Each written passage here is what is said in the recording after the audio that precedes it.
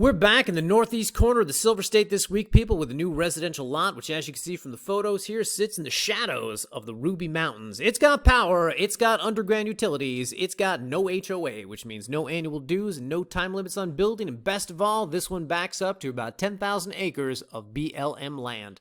It's 4.5 acres, priced at $12,000. Learn all about it and more after our new fancy intro. Take it away.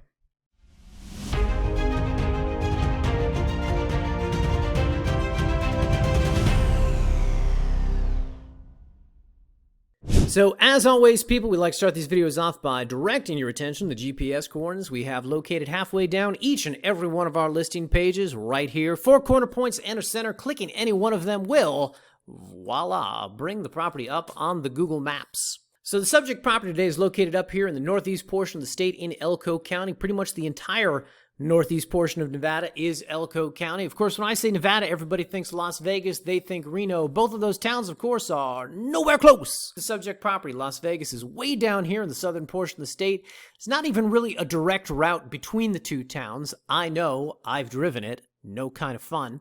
That being said, there is a direct route between Elko and nearby Reno, Tahoe. It's called the Interstate 80. And of course, when I say nearby, I mean 305 miles west is where Reno is located. Additionally, guys, we got Salt Lake City over here in neighboring Utah, roughly about 218 miles east. Fortunately, the county of Elko is also home to the town of Elko. So if you do need groceries or supplies, you won't have to drive all the way into Utah, but rather roughly about 15 minutes south-southwest of the subject property over here into the town of Elko. And do we have photos of the town of Elko? You bet we do, guys. So this is what it looks like out here in this charming, rustic western town in the northeastern portion of the state. Population roughly 20,000, give or take. Of course, being located in close proximity to Elko is going to give you easy access to all government facilities down here, as well as the Northeastern Nevada Regional Hospital, which services this area, and municipal airport. They've actually got a municipal airport out here. I think Delta is the major carrier that services this region.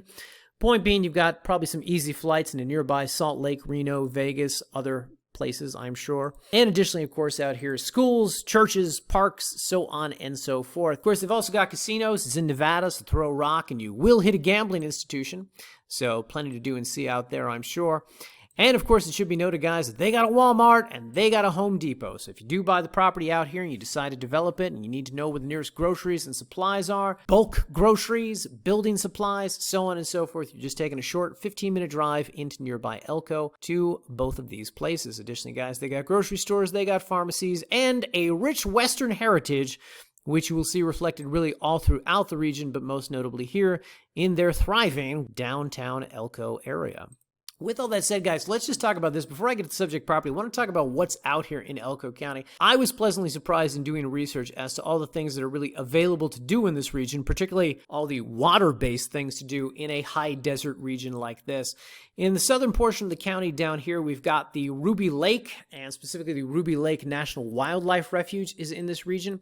Of course, very close to that, just north of that is Franklin Lake and the Franklin Lake Wildlife Management Area. And just a little bit north of that, really just right on the outskirts of Elko itself, is the South Fork Reservoir over here.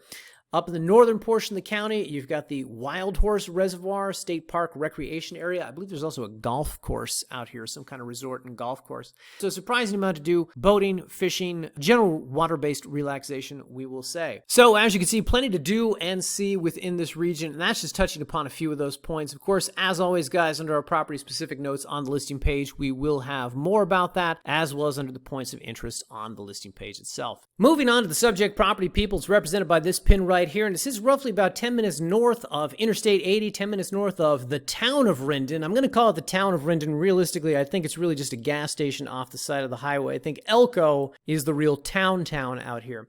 Whatever the case, the property is located just about 10 minutes north of Interstate 80. Of course, if we zoom in here on the map, you can see the aforementioned gas station. You could also see the main access road that takes you out there. Coal Mine Canyon Road. There's actually a couple of these that you could take right off the highway. Coal Mine Canyon kind of takes you through a little more residential area before you head on up to the property.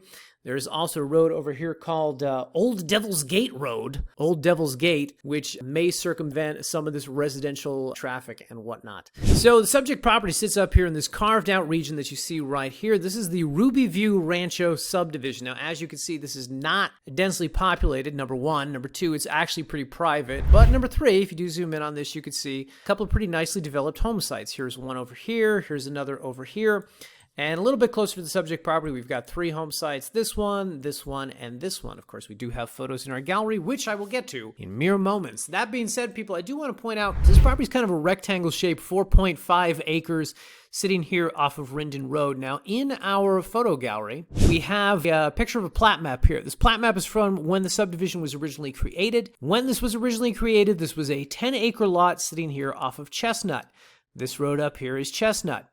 And I pointed this out because the plat map, there is nothing more current in county files than this from what we were able to find. Point being, if you look at the plat map, you're going to see a 10-acre lot sitting here off of Chestnut. I just want to make clear that at some point in time, this property was halved, and you would be purchasing the top half of it. Somehow it wasn't retitled 18A, 18B. It wasn't given a second number. It was just 18 North and 18 South. Point being, the subject property is this property right here, and not a giant square here off of Chestnut. Number two, as you can see from the plat map, when this region was created, Rindon Road did not exist. Rindon Road, however, exists right now, and Rindon is the legal access to the property sitting here along its western boundary. Let's go to the photo gallery, guys, and we'll show you some pictures of what this region is like out here. So first off, this is the drive up along Rindon Road. This is a county-maintained road, which means it could likely be navigated in any vehicle type, probably most of the year, but we're going to recommend you take a larger truck or off-road capable vehicle if you head out there. Additionally, in this photo, not sure if you can make it out. It's a little bit hard to see, but there are power lines running throughout this area. They're not up and down every road, but there are quite a few of them out there. This is road frontage here along Chestnut, and you can see one of the developed home sites out here. Additionally, you also see the power lines servicing the home site here at this region. And as we go this way, this is the road frontage along Rindon at the subject property. Now, quick thing I want to point out to you guys is that there is no power running up this portion of Rindon. So there are no power lines at the subject property here along the road. That being said, as we go through the photo gallery, what you're going to see is that there are power lines very close to the subject property, as well as underground utilities. This underground utility box actually sits at the corner of Chestnut in Rindon, and there are underground utilities not only servicing the region, but obviously would be servicing the subject property. This is what I want to point out to you. So this is one of the nearby developed home sites. This photo that you see right here is of the house that sits right here. And if we zoom in on the map, what you can see is that the nearest power line to the subject property is this one right here, roughly about 400 feet from the subject property. So I'm pointing this out because while the power does not run up and down Rindon at the parcel boundary, it does exist 400 feet to the east at this nearby home site. And this is actually a pretty nice little home site that you see developed over here. As we go through these, of course, we also have photos of some of the other homes in this region. And you get a sense not only of the utilities that are servicing this home site, but exactly how pretty, how picturesque this region is, situated, as I remarked earlier, in the shadows of the nearby Ruby Mountains. Anyway, guys, so as we go through the photos here, another thing to point out is that the property has a kind of undulating topography to it. It's not necessarily the flattest piece of property. It does have some rises, some falls. It has some inclines, some declines too. A little bit of a hilly type of property, which of course could be nice. It doesn't seem prohibitively difficult to build on, so if you do end up building on this property, you're probably going to have some nice views of the surrounding valleys, some of the picturesque views of the mountains off here into the distance. Finally, people, one last thing I want to mention about the property is if you come back here to Google Maps, I kind of teased this at the outset of the video. This, of course, is the Ruby View Rancho subdivision. It's a very small subdivision, and it starts pretty soon after it ends. Whatever the case, the subject property over here sits at the northernmost point of this subdivision, and bordering it to the north is literally 9,600 acres of government land. BLM, Bureau of Land Management, controls this region up here. Of course, there are two benefits to this for buyers. The first, of course, is that if you are the type who likes to go out and explore, you've got a dirt bike, you've got a dune buggy, you like to go hunting, etc., you're going to have basically 9,600 acres here that equals your backyard for you to explore, number one. Number two, of course, is that because this is government land, it is unlikely to be developed anytime soon, this year, this decade, the next decade, so on and so forth. This, of course, means that the views that you purchase today of the surrounding region, of these picturesque mountains will remain untouched for years to come. Nobody's going to come in and put up a Walmart, put up a parking garage behind your property. Basically, this is going to remain pristine, untouched country for years and years to come. So another great advantage to owning not only just land within this subdivision, but this particular parcel specifically because it does back up to all of that government land. Anyway, with all that said, guys, now I want to direct your attention up here to the top of the page. As noted, of course, a couple times now in this video, I've talked about how this is part of a subdivision called Ruby View Ranchos. It should be noted, of course, that here in small government Elko County, Ruby View has no HOA, no annual dues, and no time limits on building. When the subdivision was created, however, it was created with some CCRs, covenants, conditions, and restrictions. And if you come here and click this link, it will take you to this PDF, which enumerates exactly what these covenants and restrictions are. And of course, this is the original thing that was written up in roughly 1994. It is one page. These are what we like to describe as reasonable, logical, good neighbor covenants. These are the kinds of things that you would not object to unless you're a real jerk for the most part. Nonetheless, I do like to familiarize buyers with these.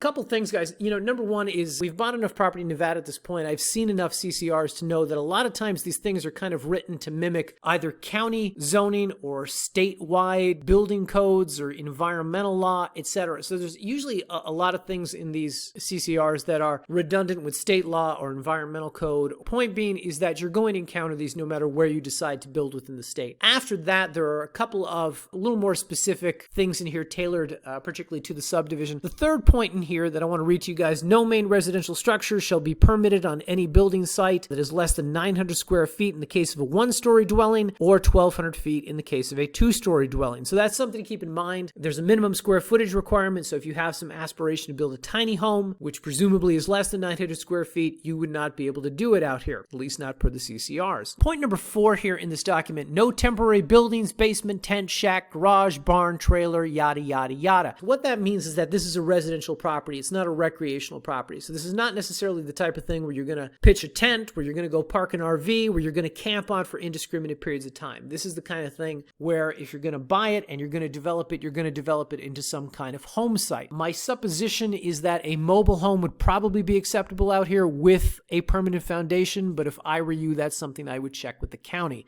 Point being, guys, it's residential land, it's not recreational land, so temporary structures are not permitted. Anyway, guys, additionally here within the covenants, point number 7, no commercial hog farms or chicken farms. That makes sense. It's a residential area. You don't want a foul odor emanating in the region.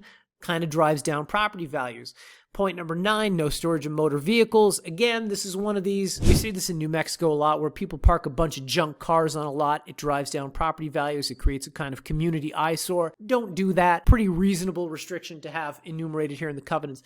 Next, guys, I want to point out, also in the table here, we have zoning designation. Of course, just because there are covenants and restrictions out here does not mean that the area is without its own sort of zoning designation. Elko County has this area zoned R1 or single-family residential district, and they write that the purpose of this designation is, quote, to provide and preserve low-density residential living areas reserved predominantly for the development of single-family dwelling. Whatever the case, guys, if you click this link right here, it will take you to a copy of this PDF, which goes into a little bit of detail. This is an excerpt from the county zoning ordinance. It goes into a little bit of detail, about a page and a quarter, of how lots, how parcels within a region like this can be used. Of course, guys, we always like to make the recommendation, 2 recommendations. Number 1, if you have specific plans for the lot that is anything beyond building some kind of single-family residence, anything even remotely unconventional, you should probably reach out to the county and ask them in advance of making a purchase like this, is this acceptable? What do I need to know? What kind of additional permits will I need? So on and so forth. My presumption looking at homes in this region is that a shipping container home built up to state building codes is probably acceptable. Tiny home, as we discussed earlier, is probably not. A mobile home with a permanent foundation is probably acceptable, though you may want to check me on that. Whatever the case, guys, these are always good things to familiarize yourself with. The second thing that I like to mention to potential buyers is just kind of driving the neighborhood will always give you a good sense of what you can and cannot do. We showed you pictures of some of the home sites out there. This gives you a sense of what homes look like in this region, and probably also gives you a sense of what you would not be able to do. If everybody's got a really nice house out there, you probably can't have a junky looking house, that kind of thing. Finally, guys, up here we do have a link to Nevada Energy. As noted earlier, power exists very close to the subject property, within about 400 feet of it, but of course it's in a region where there are power lines really all throughout that community. So if you do have questions questions about the logistics or cost of getting power extended to the subject property, getting connected to whatever you do decide to build, if you or your contractor want to reach out in advance and talk to the utility company, you can click this link right here and it will take you to Nevada Energy's website. Now, I will just quickly say this, guys. Our research was a little inconclusive on which power company is servicing this region. I'm pretty sure it's Nevada Energy. They service the entire state from Searchlight to Winnemucca and every point in between. There are some other smaller utility companies up in this region that may be servicing the area. We want to reach out to them, talk to them in advance, whether it be this company or whether it be the company that's servicing underground utilities out there, has the telecom lines, has the fiber optic. Always a good idea to talk to them in advance. So if you would like to purchase this property, you'll be glad to know that we closed on it through WFG, National Title Insurance Company, which means we do have title insurance, which means we do have clear and marketable title. The way that you can begin the purchasing process, guys, is by coming up here, clicking the Buy Now button. It'll take you to this secure checkout, where we're going to ask you for a non-refundable, people, let me say it again, non-refundable earnest money deposit of $500.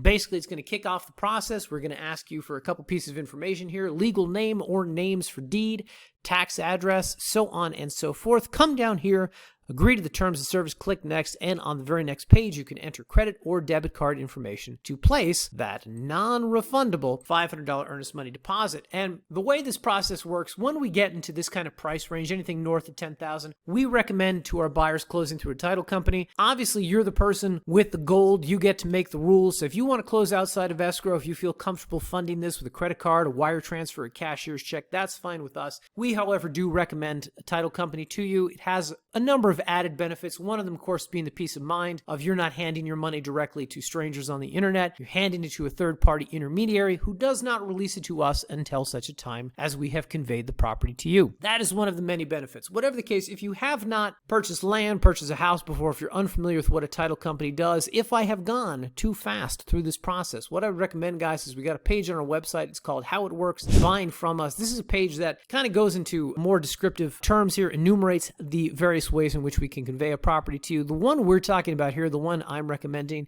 is this one right here, anything north of $10,000, title and escrow. And the way that process works is basically you put down a deposit. Step 1. Step 2 is we draft a contract. You sign it, we sign it. And step 3 is we submit it to the title company and they will do the rest. Normally it takes title about 30 days. So they don't ask for the remainder of your funds until the end of that period. They don't ask us to sign anything until the end of that period.